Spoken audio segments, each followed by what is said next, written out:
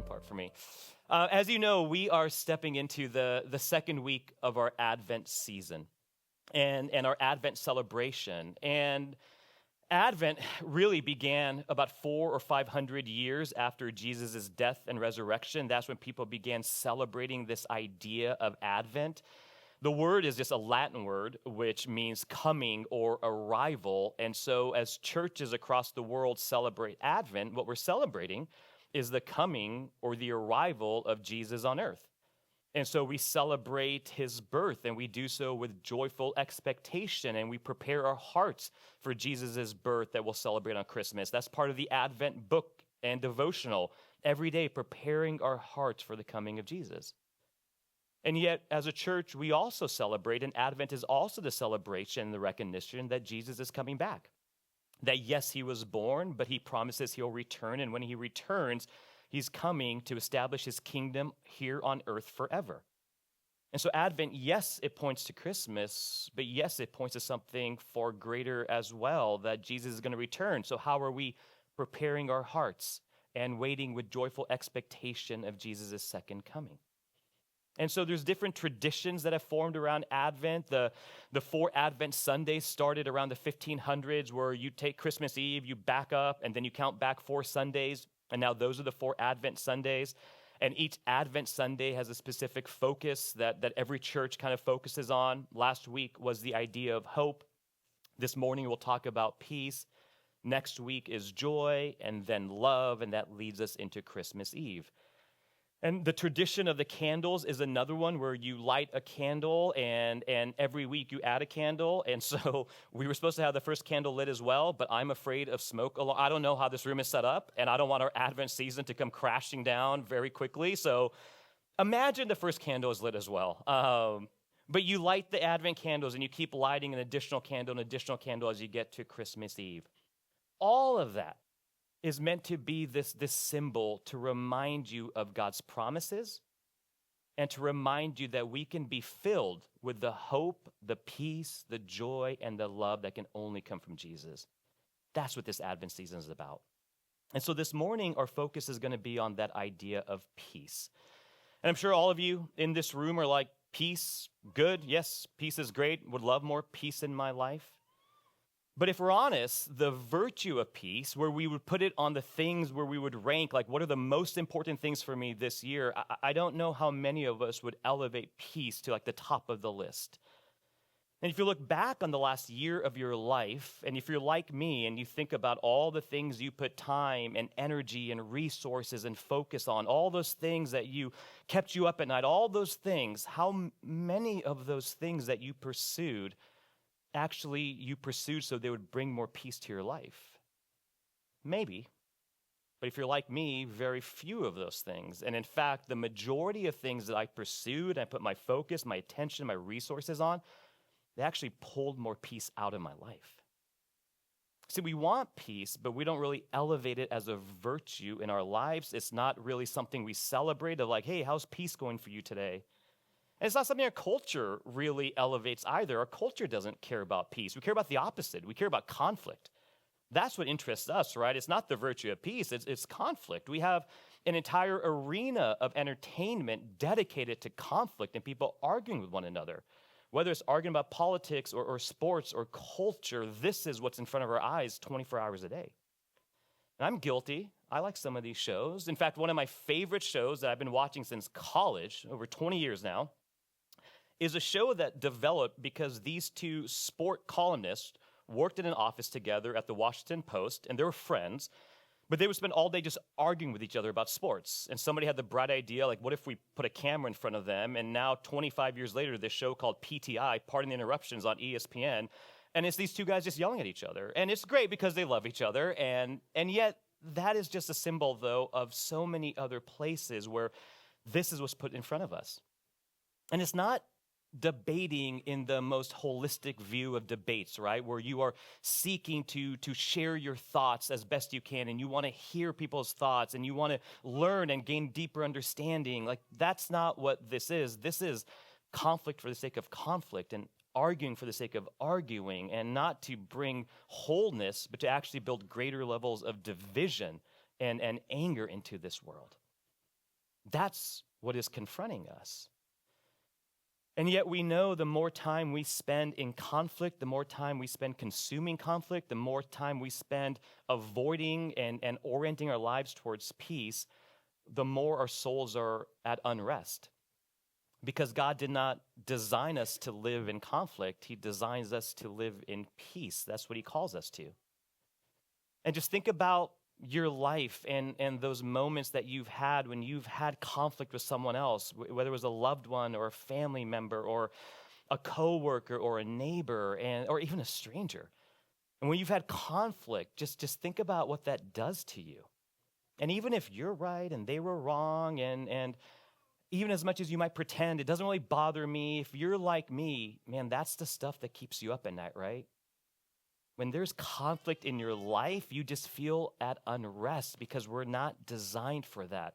We're designed for peace. We're designed to be people that receives the peace of God and that lives with the peace of God and carries that peace back out into this world. So, great. Problem solved? No. So that's the question. How do we do that? What does it mean that God is peace? What does his peace look like in this world? And what does it mean for us to be people that can receive that peace in the midst of all the conflict going on? That's the conversation we're having today. And so, if you have a Bible and you want to follow along, and Michelle will have the verses on the screen, we are going to start in the verses that Joanna read for us out of Isaiah chapter 9 this morning. And we started last week in the book of Isaiah as well, and we spent a little bit of time in this over the last few weeks. And if you're new to the Bible or new to the Old Testament, just to give you a little bit of understanding of who Isaiah was and what he was doing, Isaiah is a prophet of God. And what a prophet of God simply is, it's someone that God sends to speak the truth of God to God's people. That's what a prophet does. The prophet speaks God's truth to God's people. And so God sends his prophet Isaiah to his people, the Israelites, this nation that was living in this land that he had given them, this nation that was supposed to represent God to the world, to be a light for God, to show God's holiness and love back out to the world. And yet they were living in such rebellion that God keeps sending prophet after prophet because he wants Israel to realize how far they've turned from God. He wants them to stop living in rebellion. He wants to draw them back in. His arms are open, waiting to shower them with his mercy if they just come back to God. And so Isaiah goes, and Isaiah tells them that. He speaks words of correction. He's helping them open their eyes. Here's all the ways you guys are going sideways. Return back to God. Isaiah shares consequences. If you continue going this direction, if you continue rebelling against God, there's going to be consequence in your life. And you want to talk about the idea of peace and conflict. Things have gotten so bad in Israel. Not only is there conflict coming from the outside, from other nations seeking to conquer them, they themselves were living in such conflict that they actually had a civil war. And God's people, this kingdom that was supposed to represent him, is now split. Now there's a northern kingdom and a southern kingdom, and Isaiah is coming to them saying, what's going on? And so Isaiah goes to try to help correct them, but God knows that they're not going to listen. They're going to continue living in rebellion. The consequences that God hoped wouldn't fall on them if they returned fall on them. They're exiled out of the promised land. They're scattered. And they begin to lose hope. And so God, knowing all of this, has Isaiah also in the midst of all of that speak words of hope and promise to God's people. Because God knows when all of this happens, things are going to get difficult. Things are going to be hard. You're going to begin to lose faith. Hold on to hope. Because this is not how it's always going to be. And though God may seem silent, God is at work. And in fact, one is coming who's going to set this world right, the Messiah. And so Isaiah begins talking about who this Messiah is going to be, what this Messiah is going to look like. How will we know when the Messiah comes onto the earth? So Isaiah begins speaking these words of hope, and Joanna read them this morning. So Isaiah chapter 9, verse 6. In describing the Messiah, Isaiah says, "For to us a child is born, to us a son is given, and the government will be on his shoulders, and he will be called Wonderful Counselor, Mighty God, Everlasting Father, Prince of Peace." Of the greatness of his government and peace, there will be no end. He will reign on David's throne and over his kingdom, establishing and upholding it with justice and righteousness from that time on and forever. The zeal of the Lord Almighty will accomplish this. Isaiah gives us this twofold truth and understanding of the Messiah. He says, for to us a child is born, for to us a son is given. And he's making clear that when the king of the universe comes onto this earth, he's not coming as a king in his kingdom and his palace. He's coming as a child born humbly onto this earth. That to us a child is born. This is how the Messiah is coming back to the earth that he created. And then he gives us this other understanding. He says, to us a son is given. And this is meant to ultimately draw our eyes to the reality that this child born is not an ordinary child, but he is a son, and he is the Son of God coming onto this earth. And that language, a son is given, ultimately we realize that what that is communicating to us is the son who is coming is being given, that he's going to give his life for our life. And I love that language of Isaiah, for to us, for us. This is for us.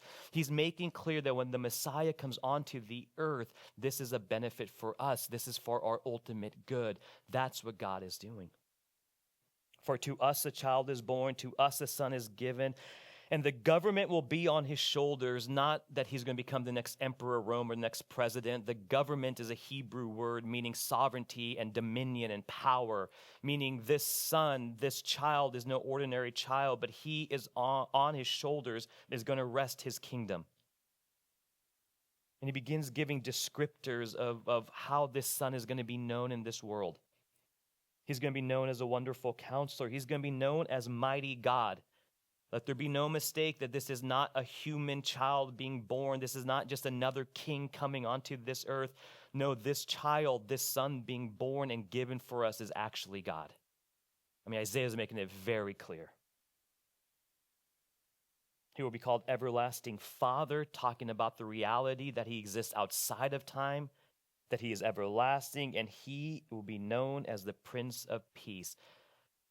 That one of the overarching characteristics of this king and his kingdom is it'll be known for peace. Of the greatness of his government and peace, there will be no end. That this kingdom is not like any human kingdom, but this kingdom will come and it will last forever. This kingdom will be expanded, not by the way that kingdoms are expanded onto this world where it's done by force and by might, but this kingdom is going to be expanded through peace. Good morning. Come hang out.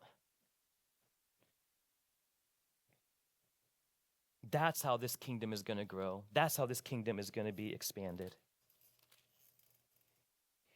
And then he begins to use more language, and we call this prophetic language. He's drawing the pieces for us. He's connecting the dots for us on the promises of God that have already existed.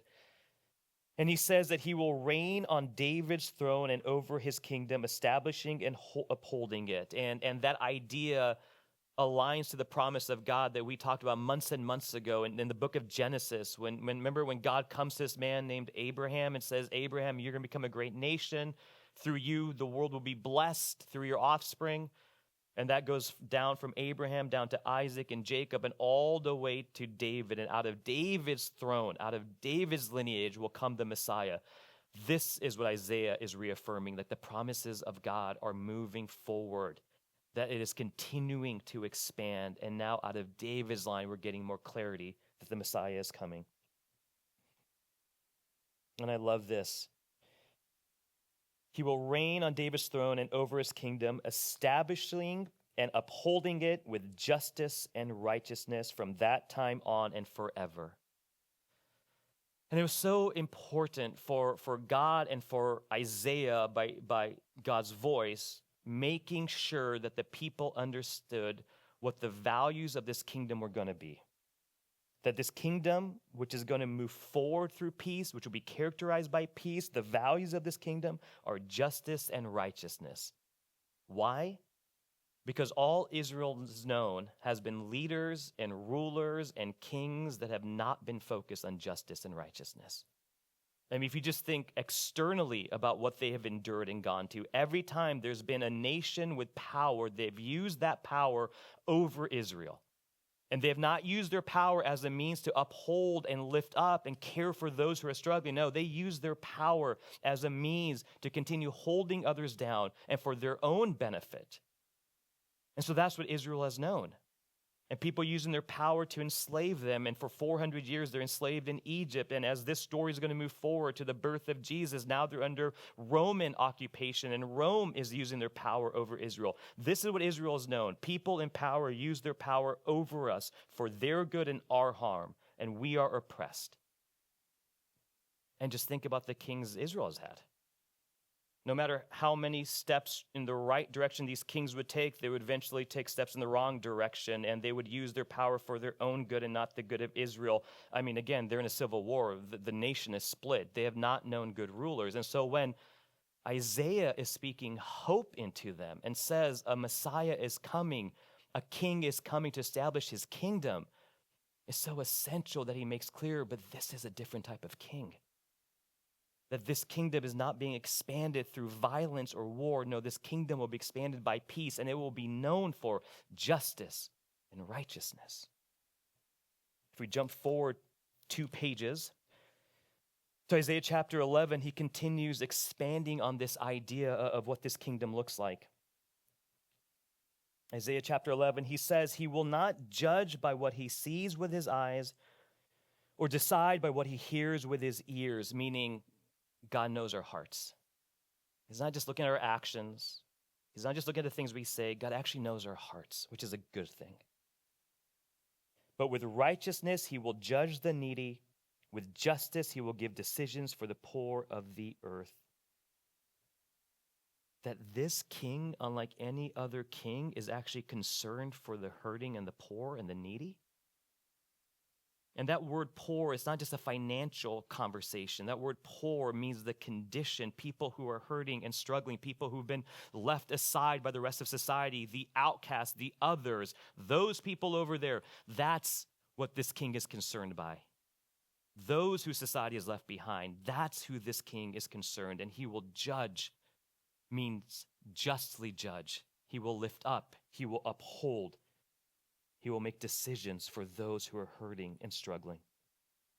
And for those who do the oppressing, he will strike the earth with the rod of his mouth. With the breath of his lips, he will slay the wicked. Righteousness will be his belt, and faithfulness the sash around his waist. This is what kingdom is coming. This is the hope for Israel. And as Isaiah continues, he's going to begin describing the reality of what it means when God's peace comes to the earth. And the verses we're going to look at, you're going to be like, oh, this is kind of like a fairy tale, right? This is a fable. No, what Isaiah is about to describe, this is what the world will look like before sin comes into it. This is what the world's going to look like when Christ returns and establishes his kingdom. This idea of peace on earth. The word actually being used is this word called shalom. That's the word being used there. It's the word shalom. Our best, which is not a great translation, is peace, but it's such a deeper kind of peace. It's a type of peace that we can only receive from God. That's the type of peace shalom is. Shalom describes wholeness and completeness. And just think about that for a second. What would it look like if you were finally fully whole and complete? It talks about reconciliation, that there's no more barriers between us and God. There's no division between us and God. There's no division between each other. There's no more conflict. There's no more cutting each other off in traffic. There's no more, did they really mean that? Or what did they actually mean by that? Or there's none of that. We are whole. We are complete. We believe the best about each other. Shalom is talking about this reality that when we are that way, when we are whole, when we are complete, shalom means we flourish. That there's flourishing in this world. And that can only happen when we're whole and complete. And now we flourish. We flourish in our relationship with God, with each other. Creation flourishes. Shalom is connected to creation. It's not just us. All the world is at peace with one another. And so Isaiah describes this. In Isaiah 11, verse 6, this is what peace on earth is going to look like. The wolf will live with the lamb, and the leopard will lie down with the goat, the calf and the lion and the yearling together, and a little child will lead them. The cow will feed with the bear, their young will lie down together, the lion will eat straw like the ox, the infant will play near the cobra's den, and the young child will put his hand into the viper's nest, and they will neither harm nor destroy on all my holy mountain, for the earth will be filled with the knowledge of the Lord as the waters cover the sea. The child can put his hand in the viper's nest and be okay. Why? Because the child isn't threatened.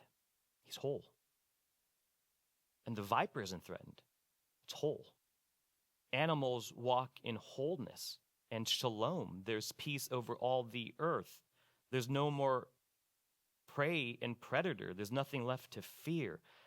This is what Isaiah means, that peace is coming into this world, that to us a child is born, to us a son is given. And yet we sit here and we recognize the irony of all of this, that this Messiah who would be characterized by peace, who would be called Prince of Peace, who would bring his peace onto this earth, who begins ushering in his kingdom of peace and desiring for all of us to receive his peace and to live with peace, that God, that Messiah, when he walked on this earth, was met with conflict every single step of the way. He comes to bring peace. He comes to expand the kingdom of his peace. And yet he had adversary after adversary who were upset with him disrupting their political structures, him disrupting their financial structures. So they began meeting and kind of plotting against him. They began spreading lies about him throughout the towns. They were able to get into his inner circle and convince one of those people to turn on him and betray him. They were able to use all of that to eventually accuse him enough where he would be arrested. And that enough lies against him where he would be found guilty and he would go to the cross and he would give his life on the cross. The Prince of Peace, the Messiah who comes to bring peace onto this earth, found nothing but conflict while he walked on this earth, so much so that it led him to death. And so where does that leave us? How do we reconcile this reality that God comes to bring peace? God is peace, and yet when God walked on this earth, he was not able to fully live in peace because conflict came at him and took his life. And we recognize as we look at our lives, as we look at our city, as we look at our world, there's so much conflict abound. And so how do we navigate this? The good news is we are not alone. And these questions and these challenges have been going on from the beginning. And we're going to go to our good friend Paul to give us a little bit of a better understanding of, man, how do we even begin to walk through this? And if you remember Paul, we spent quite a bit of time looking at some of Paul's words and letters. Paul was a missionary. And he lived after the time of Jesus' death and resurrection. And all a missionary is somebody that would go from town to town, and he would come to a place like this, Playa Vista, and he would begin telling people about Jesus. And as more and more people got interested, he would kind of bring us all together. And, okay, you guys are a community now. And then he would walk to Westchester, and he would do the same thing there. And then he would maybe hitchhike to El Segundo, and he would do the same thing there in Manhattan Beach, and on. And that's what a missionary does. And so that's what Paul did. And he would start these communities, and then he would check in on them from time to time to see how they were doing. And like Isaiah, he would then write letters. And Paul would write letters to kind of correct them and to remind them of things. But so many of Paul's letters were filled with just encouragement and reminders. This is who you are. This is who God called you to be. This is your identity in him. This is what it means for you. This is why this changes everything. And so Paul heard about one of the churches that he had started, and they were facing massive conflict and massive persecution. They were under Roman authority, and if you're under Roman authority, then your God and your allegiance is to Caesar. And yet this small little community of people said, actually, our allegiance and our God is this man named Jesus, which does not bode well if you're living under Roman control.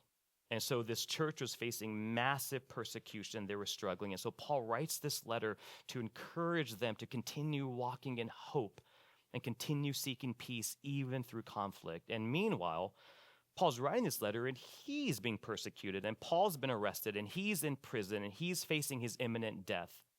And so Paul's going through all the conflict and has been his whole life. And yet in the midst of that, Paul writes this letter and sends it to them to remind them that the God of peace has come into the world, and that can change everything about us. And so Paul says this: rejoice in the Lord always. I will say it again, rejoice. Let your gentleness be evident to all. The Lord is near. Why are we rejoicing? Because everything is great? No. Are we rejoicing because everything is perfect? It's all going to work out magically? No. Do we rejoice because we can control our circumstances and all the things? No. We rejoice because God has drawn near. And no matter what the circumstances might be in our life, no matter how challenging things are, we can begin to have a posture and a heart of gratitude and thankfulness. Why? Because God draws near. That God draws near to us, that he does not say distance, he does not stay far, but to us a child is born, to us a son was given. And so Paul says, here's the posture that we can have. Let's begin with rejoicing and being thankful. Why? Because God has drawn near. Do not be anxious about anything, but in every situation, by prayer and petition with thanksgiving, present your requests to God. And that verse, do not be anxious about anything. If you've struggled with anxiety or stress or depression in your life, this verse may have been used and weaponized against you, and I'm sorry for that. Well, it says don't be anxious about anything, so you should be all fine, right? Well, the Bible is saying, so now you're sinning again. Why is Paul telling us this? Because we're anxious. Paul's reminding us that through all of that, that doesn't need to become our identity. Yes, there's anxiety. Yes, it's going to get hard. But there's hope in this world. So in every situation, with thanksgiving, go to God. Draw near to the God who's drawn near to you. That's the prayer. That's why we're rejoicing, because we can draw near to the God who draws near to us. And if we do so, Paul is promising that the peace of God, which transcends all understanding, will guard your hearts and your minds in Christ Jesus. The peace of God that transcends all understanding. And it's hard to describe that type of peace. And if you've ever had a season in your life where you're like, objectively, I should go just back to bed for the day. Objectively, I should be a puddle. Objectively, I should light my hair on fire. Everything is falling apart. Everything is chaotic. Objectively, I can't believe I'm standing still right now. And yet there's this peace I have, and I don't understand it, and I can't describe it, but there's something in me that's allowing me to say, okay, next step, next step. That's the peace that Paul is saying is available. The more we continue drawing near to God who's drawn near to us, that peace can become entering into our life. Does it make every situation perfect? No. Because the promise of God isn't that we will live lives without conflict, right? That's not the promise of peace. The promise of peace isn't a life without conflict. The promise is that we have the presence of God in the midst of it. That's the promise of God. So that's what we try to hold on to and cling to. I'm going to the worship band back up. And so this morning, as you're sitting here and wherever you are with conflict and peace and the whole Jesus thing in your life, as you're sitting here this morning,